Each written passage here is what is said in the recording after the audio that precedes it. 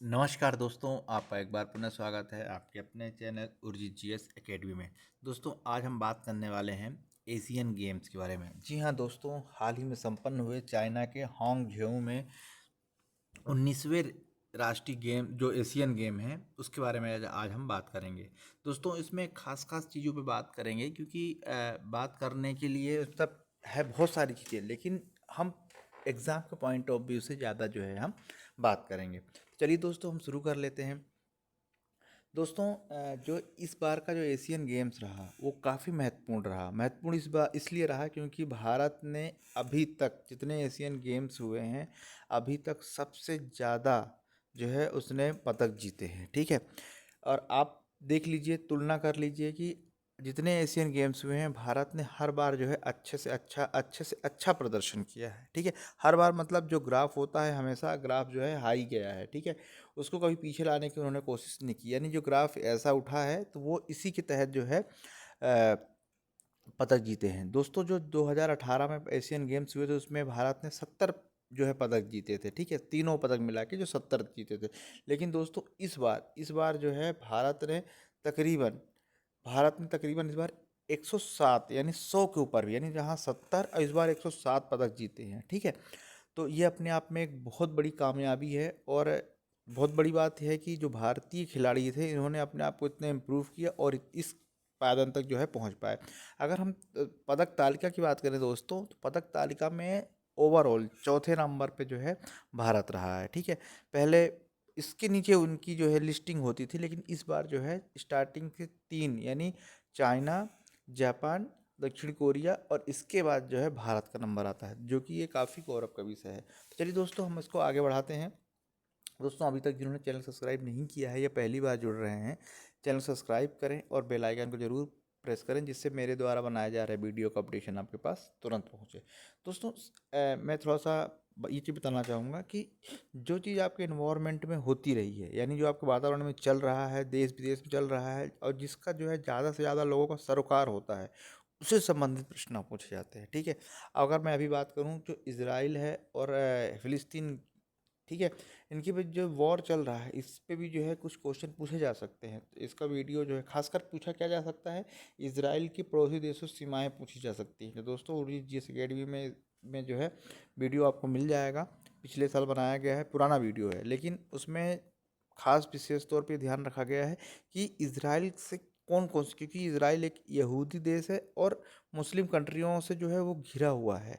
ठीक है, और ये समय पे बहुत ही ज़्यादा सुर्खियों पे है, इसलिए इस पे जो है विशेष जोर जो है दीजिएगा। चलिए दोस्तों, हम शुरू कर लेते हैं। तो दोस्तों, जो एशियन गेम है उसे एशियाड के नाम से भी जाना जाता है। दोनों में कन्फ्यूज़न नहीं होना चाहिए, एग्जाम में यही कन्फ्यूज़न पैदा करते हैं। तो एशियाड भी कहा जाता है प्रत्येक 4 वर्ष बाद आयोजित होने वाले इस खेल को।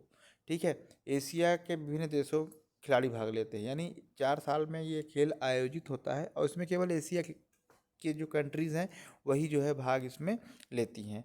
प्रथम एशियाई खेलों का आयोजन 1991 में दिल्ली में हुआ था सबसे पहला, यानी सबसे पहला खेल जो है Asian game, Asiad game Bharat में हुआ है, जो कि दिल्ली में हुआ है 1951 में हुआ है। ठीक है, ये तो थोड़ी सी इतिहास रहा। अब हम सीधे रुक करते हैं जो हमारा जो मेन मोटिव है 2023 में जो एशियन खेल हुए थे उसमें जो है उसके बारे में जानना है। ठीक है, ये थोड़ा सा मैंने हिस्ट्री बताने की कोशिश की, लेकिन अब जो मेन फोकस होगा इस पे होगा कि 2023 में क्या हुआ। तो दोस्तों, चीन के हांगझोउ में 19वां एशियाई खेल का समापन हुआ। तो ये प्रश्न यहाँ इंपॉर्टेंट बनता है, ये कौन से क्रम का है। तो आपको क्रम भी याद करना है, क्योंकि क्रम भी चीज़ें जो है अधिकतर एग्जाम में पूछी जाती है। ठीक है, तो ये कौन सा क्रम है, ये 19वां क्रम है। अब फिर इसके बाद 20वां और 21वां आएगा, तो मैं उसके बारे में भी आपको बताऊंगा। तो जो एशियाई खेल जो है चीन में हाल ही में संपन्न हुए, तो वो हांगझोउ में है। कौन सा 19वें नंबर का है। ठीक है, इसको जो है आप याद रखेंगे 19वें नंबर का। इसके बाद जो है नेक्स्ट है एशियाई खेल 2023 में जो है अभी जो आयोजित हुआ है चाइना में हांगझोउ में।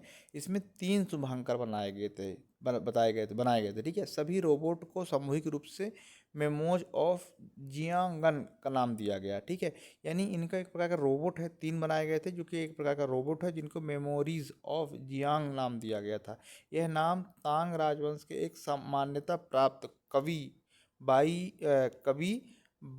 बाई जुई की एक कविता का प्रतिरूप है। ठीक है, इसको भी जो है याद रखिएगा, क्योंकि हर गेम चाहे कोई भी गेम होता है, चाहे नेशनल हो इंटरनेशनल हो, लेकिन उसका एक मॉस्कट यानी जो है शुभांकर होता ही होता है, ठीक है, यानी प्रतीक होता ही होता है। तो यहाँ पर क्या है, रोबोट है जिसका नाम मेमोरीज ऑफ जियांग है, ठीक है, किसके बेस्ड है, बाई जुई की एक कविता का स्वरूप प्रतिरूप माना गया है, ठीक है, तो इसको भी जो है ध्यान रखेंगे आप।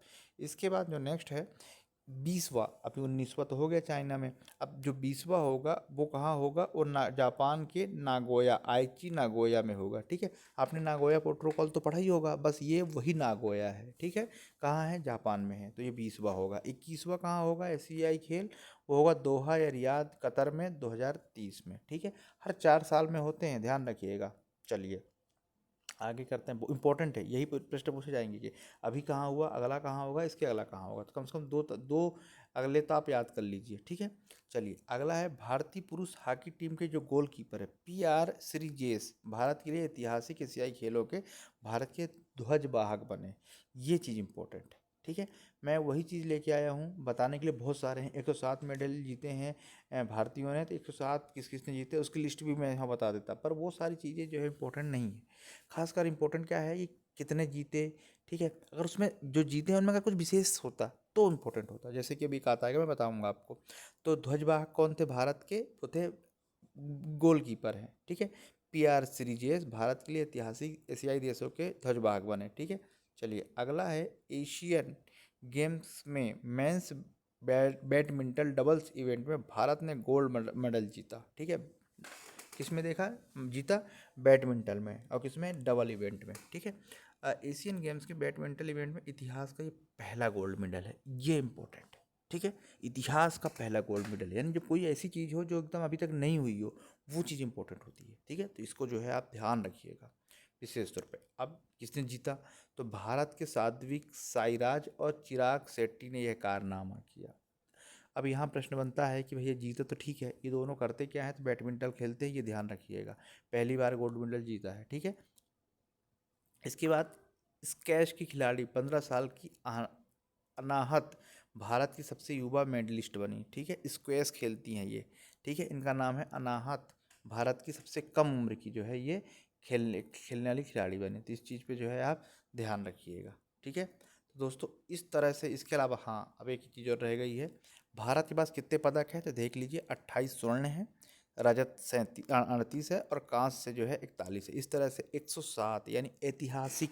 अगर ये कहा जाए कि 2023 का जो है एशियाई खेल भारत के लिए ऐतिहासिक रहा, तो इसमें कोई अतिशयोक्ति नहीं होगी, क्योंकि भारत ने जो जिस तरह से ग्राफ अपना बनाया है इस टाइप का, ऊपर उठते हुए, तो ये जो है अपने आप में काबिल तारीफ है, ठीक है, और उम्मीद करते हैं कि जो अगला होगा 2026 में भारत उससे भी जो है 207 लेके आएगा, ठीक है, क्योंकि दिनों दिन जो है भारतीय खिलाड़ी में जिस तरह से मतलब बाहर जाके परफॉर्मेंस कर रहे हैं, अपने आप में काबिल तारीफ है।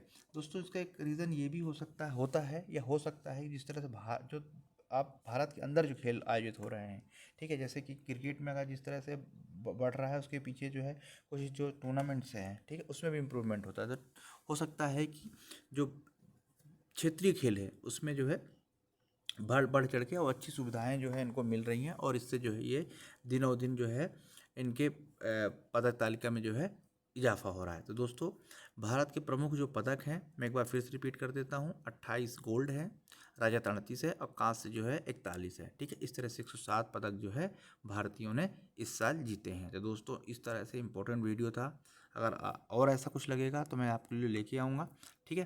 तो चलिए दोस्तों पढ़ते रहिए, नमस्कार एंड थैंक यू।